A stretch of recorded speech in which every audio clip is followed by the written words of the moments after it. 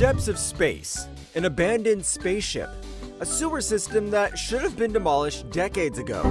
These are the places monsters live. Not because they have to, because nobody else was foolish enough to go looking for them there. One creature on this list does not hunt to feed. One creature on this list has no face, has no voice, doesn't need either one. Let's start this monster ranking where the screaming is loudest and the threat is the smallest. F tier, loud, slow, forgettable. Pumpkinhead. Let's start with the dumbest decision in horror movie history. A man's son dies.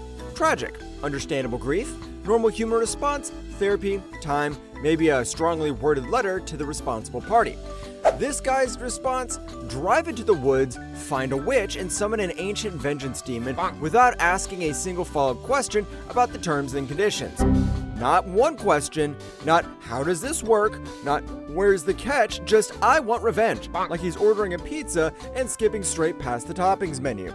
The witch hands him the demon, tall, bony, glowing eyes like a jack-o'-lantern that skipped therapy. And Pumpkinhead does exactly one thing. It walks around killing the people responsible, slowly, painfully, with all the creative flair of someone checking items off a grocery list. Here's the twist nobody saw coming, except literally everyone who has ever watched a horror movie before. The demon is bonded to the father. Every kill, he feels. Every act of revenge becomes his own personal torture session. Congratulations, sir. You traded your grief for a worse kind of grief, with bonus body horror. That's a fine twist. It's also the entire creative ceiling of this monster. F tier. Pumpkinhead's dad signals a deal he never read. Don't be that guy. Subscribe. No catch, no claws, no regrets. Thank you. D tier. Simple, effective, understanding. The Blob does not think. The Blob does not plan. The Blob has no face, no voice, and no identifiable goal beyond consuming whatever happens to be nearby. Great, I can do that too when I'm hungry. On paper, this is terrifying. An entity that simply grows by absorbing everything in its path, immune to most weapons, expanding without limit. In practice, it's a horror movie about sentient moldy jam slowly spreading across a movie theater. The Blob is not fast, it's not cunning, it outsmarts no one, and it still catches people. That's not proof of the Blob's hunting ability. That's proof of how poorly some people perform under the most basic survival conditions imaginable. Outrunning this creature requires the physical effort of a brisk walk, not a sprint, a walk. And somehow in every single movie, someone still gets ended up absorbed. At the same time, you have to stop blaming the monster and start questioning the survival instincts of everyone standing near it. D tier. Less a monster and more proof of just how low the bar for natural selection has actually fallen. C tier. Real threat, still mortal. Leatherface. Let's be honest about what Leatherface actually is. Not a supernatural being, not an alien, a large, disturbed man that is in a mask made of human skin, wielding a chainsaw, living with a family that should be legally banned from ever entering a kitchen. Leatherface's aura comes from exactly one source, the chainsaw, and the complete unpredictability of a man with no rules left to follow. He doesn't negotiate, he doesn't explain himself. He simply appears, and from that point forward, there are only two options: run or don't survive the conversation. The mask does a lot of heavy lifting here. Faceless, voiceless, wearing the remains of his victims as a disguise, that's somehow worse than no disguise at all. But here's the limiting factor. Leatherface is just a man. A terrifying, deeply disturbed man, but a man. You can outrun him, he has no power beyond physical raw menace, and a complete absence of boundaries. C tier. Subscribe now before Leatherface adds your face to his collection. Now, we're entering the part of this ranking where the aura stops being human-shaped. B tier, ancient, no escape, Demogorgon. The Demogorgon doesn't announce itself, it hunts by smell, through static on a radio, through a sense for blood and fear that operates independently of sight. It comes from an entirely different world, a dimension built from decay, where everything is upside down and rotting, where the creature is simply one of the apex predators of an ecosystem nobody from our world was ever meant to encounter. Its presence alone changes the environment around it. Lights flicker, electronics fail, the air gets colder. By the time you can see it clearly, it's already been close enough to kill you several times over. What keeps the Demogorgon from climbing higher is exactly what makes it so effective in its home environment, and so limited everywhere else. Pull it into daylight, into open confrontation, and it becomes considerably more manageable than its reputation suggests. B tier, a perfect predator in someone else's world. Pyramid Head. Pyramid Head doesn't so much chase you as allow you to exist near it, for exactly as long as it takes to decide you deserve what happens next. It's slow, deliberately, unnervingly slow. It doesn't need speed because it represents something the protagonist can't outrun no matter how fast they move. Guilt, punishment, the physical manifestation of a crime that demands resolution. That's the detail that elevates Pyramid Head almost above every other entry on this list. It's not simply a monster, it's a symbol wearing a monster's body. Its violence is never random. It is always, in some twisted way, deserved by the person it's pursuing. The giant blade it drags everywhere is less a weapon and more of an inevitability given physical form. You don't escape Pyramid Head. Eventually you stop running because some part of you understands it was always going to end this way. B tier, the most psychologically devastating entry on this list. The next one doesn't drag a blade, it doesn't need to.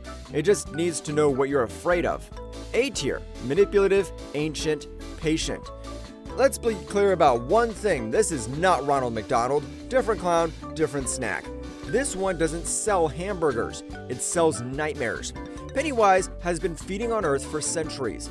It doesn't simply kill, it studies. It learns exactly what a person fears most, builds an elaborate performance around that fear, and waits for the moment of maximum psychological impact before it strikes. This isn't an animal acting on instinct. This is an ancient intelligence that has perfected the art of becoming whatever will break you fastest. A clown for children, a drain in the floor, a painting that shouldn't be looking at you the way it is. Pennywise enjoys this. There's genuine theatrical delight in every appearance, every taunt, every moment of cruelty stretched out for maximum effect. What keeps Pennywise from the very top is the same thing that makes it so effective. Its dependence on fear as fuel. Take away belief, take away the fear response, and the entity becomes measurably weaker. Its aura still needs something from its victims to fully manifest. A tier. It is well aware of how good it is at this. It studies your fears for centuries before it strikes. I just need 5 seconds and a click. Honestly, I'm the better deal here. S tier, perfect, dangerous, disgusting. The Thing. The Thing has no true form. No personality, no voice, no fixed shape. What it does have is the ability to perfectly replicate any living organism it consumes.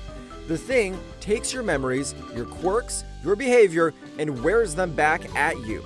The monster isn't chasing you down a hallway. The monster might already be the person standing right next to you, and there is no reliable way to know for certain until it's far too late. An isolated research station in Antarctica became a pressure cooker for suspicion. The blood test scene, where a single wire and a petri dish determined who is still human, is the most terrifying 3 minutes of practical logic ever put on film. Every test can be faked. Every reassurance can be a lie wearing a familiar face. Trust becomes completely unusable. The Thing needs only patience and proximity, because the moment it touches you, it's already won the only fight it matters. S tier, the most intelligent horror and the most disgusting horror on this list. Predator. The Predator didn't come to Earth to feed, out of instinct or out of blind aggression. It came for the thrill of the hunt.